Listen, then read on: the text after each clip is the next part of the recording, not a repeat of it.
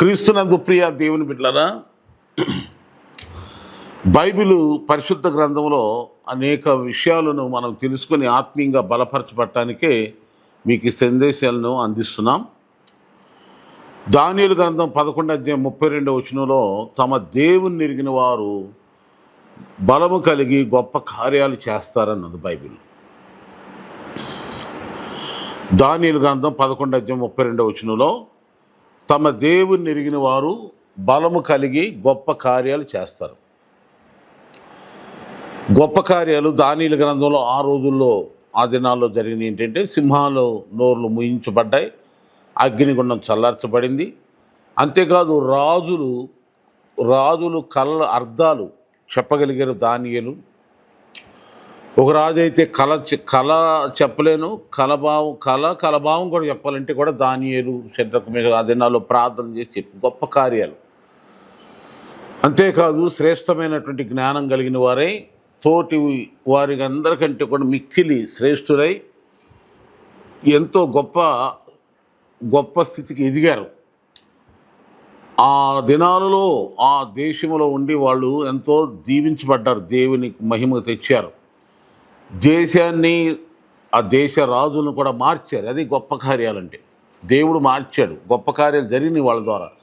మరి ఈ సందేశం ఏంటనగా మీ ద్వారా ఈ సందేశం విన్న ప్రతి ఒక్కరి ద్వారా గొప్ప కార్యాలు జరగాలంటే మనం ఇందాక చదువుకున్న దానియేలు గ్రంథం 11:32 ఏముందంటే, దేవుణ్ణి ఎరిగిన వారిగా ఉండాలి. దేవుణ్ణి ఎరిగిన వారే గొప్ప కార్యాలు చేస్తారు. చూడండి, చాలామంది కలిసి మెలిసి ఉంటారు కానీ ఎవరు ఎరగరు.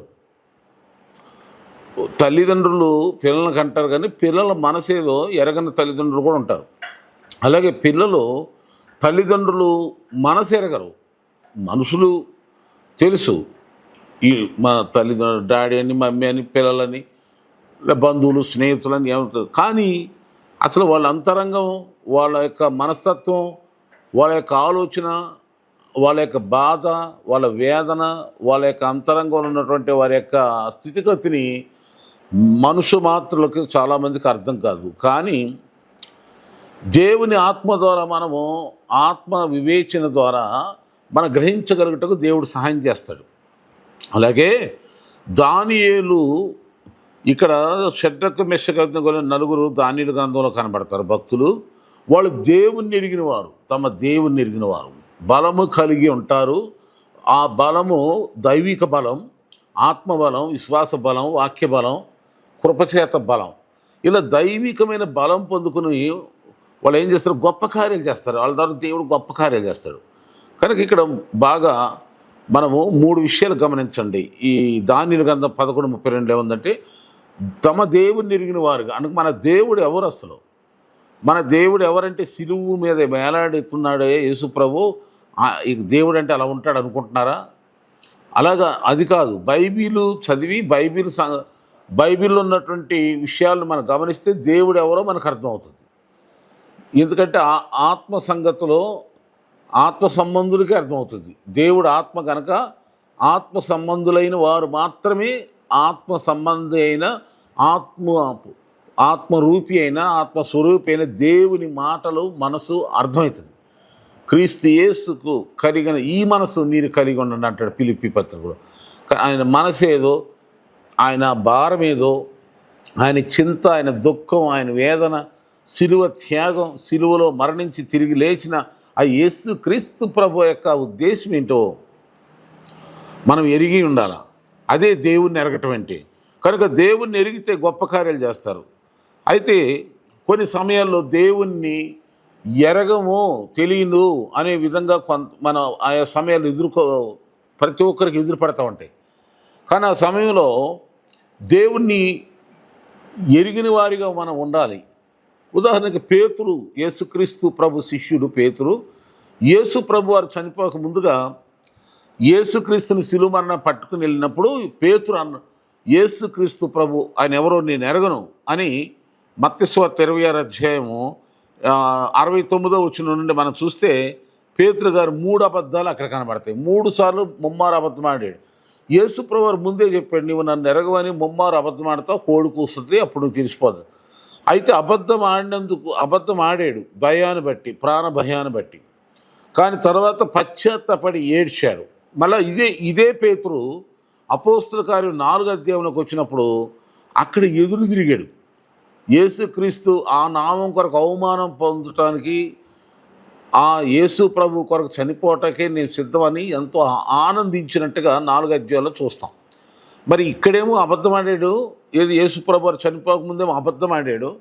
యేసు ప్రభు చనిపోయి తిరిగి లేచిన తర్వాత వీళ్ళ మీదకి పరిశుద్ధాత్మ కుమ్మరించబడడానికి అప్పుడు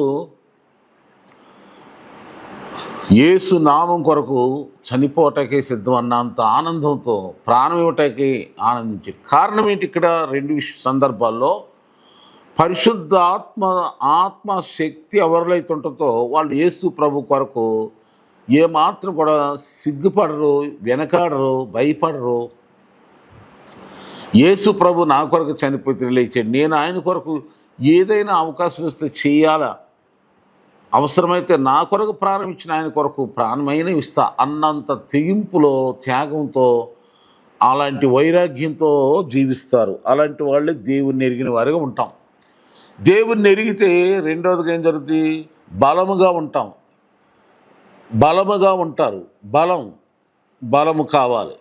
శరీరానికి బలం కావాలి, ఆత్మ బలం కావాలి, ఆర్థిక బలం కావాలి, సామాజికంగా బలము కావాలి. బలం బలపరుస్తాడు. నన్ను బలపరచు అని బట్టి సమస్తం చేయగలనని పౌలు గారు అంటాడు. బలపరిచేవాడు దేవుడే.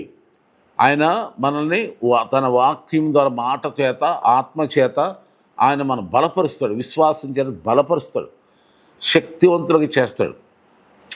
అసాధ్యమైన కార్యాలు చేసేంత బలమైన వారిగా మనల్ని చేస్తాడు. కనుక బలం ఉంటుంది. బలమైన వాడే ఏ పనిని చేయగలడు, ఏదైనా ఎదిరించగలడు కదా. అలాగే దేవుని గొప్ప కార్యాలు నీ జీవితంలో జరగాలంటే బలమైనటువంటి వ్యక్తిగానే ఉండాలి. అది ఆత్మీయ బలం, వాక్య బలం. అంటే వాక్యం బాగా తెలిసిన వ్యక్తిగా, విశ్వాసమందు బలపడిన వ్యక్తిగా, ప్రార్థన బలంగా చేసే వ్యక్తిగా, ఏదో అప్పుడప్పుడు చేసే కాకుండా ఏదో ఆచార అలవాటు ప్రకారంగా పెదాలతో చేసే ప్రార్థన, హృదయంతరంగోలను కన్నీళ్ళ ప్రవాహంతో ప్రార్థన చేస్తారు. అలాంటి అదే ఆ నీతిమంతుని యొక్క ప్రార్థన బహు బలమగలదై అని బైబిల్ చెబుతుంది. కనుక బహు బలంగా ఉంటుంది ప్రార్థన. కనుక ఈ ప్రార్థన బలంతో, వాక్య బలంతో, ఆత్మ బలంతో దేవుని శక్తిని అనుభవిస్తూ మన బలంగా ఉన్నప్పుడు దేవుడు ఏం చేస్తుంది? గొప్ప కార్యాలు నీ జీవితంలో, మన జీవితంలో ఎన్నడూ కూడా ఇది జరగదనే భయమును తొలగిపోయే విధంగా బలమైన కార్యాలు, గొప్ప కార్యాలు జరుగుతాయి. కనుక దేవుణ్ణి ఎరిగిన వారిగా ఉందాం. మనం క్రైస్తవులమని, యేసుక్రీస్తు వారిమని, ప్రభు బిడ్డలమని అందరికీ తెలిసేలాగా మనం ఉండాలి. యేసు ప్రభు వారు ఏమన్నారంటే, ఎవరైనా సరే ఈ లోకంలో యేసు ప్రభు గురించి సిగ్గుపడితే, ఆయన ఎరగము అన్నట్టుగా ప్రవర్తిస్తే, యేసై ప్రభు కూడా వాళ్ళ పక్షంగా ఏ మంచి ఏ కార్యం, అసలు ఎవరో నువ్వు నాకు తెలియదు అంటాడు యేసు ప్రభు. కనుక మనం సిగ్గుపడ్డామనుకో, ఆయన సిగ్గుపడతాడు. దేవుడే మన గురించి సిగ్గుపడకూడదు. సిగ్గుపడ్డాడంటే మనం అసలు ఎందుకు కూడా పనికిరం కదా. అందుకని ప్రతి స్థలంలో, ఉద్యోగ స్థలంలో, వ్యాపార స్థలంలో, అలాగే ఇంట బయట ప్రతి చోట కూడా అందరి ఎదుట కూడా మన క్రీస్తు వారము, క్రీస్తు బిడ్డలము, యేసు ప్రభుని కనుపరిచేలాగా, యేసు ప్రభుని చూపించేలాగా ఉన్నప్పుడు అదే యేసు ప్రభుని ఎరిగిన వారమని రుజువు. యేసు క్రీస్తు ప్రభుని తెలిసిన వారు.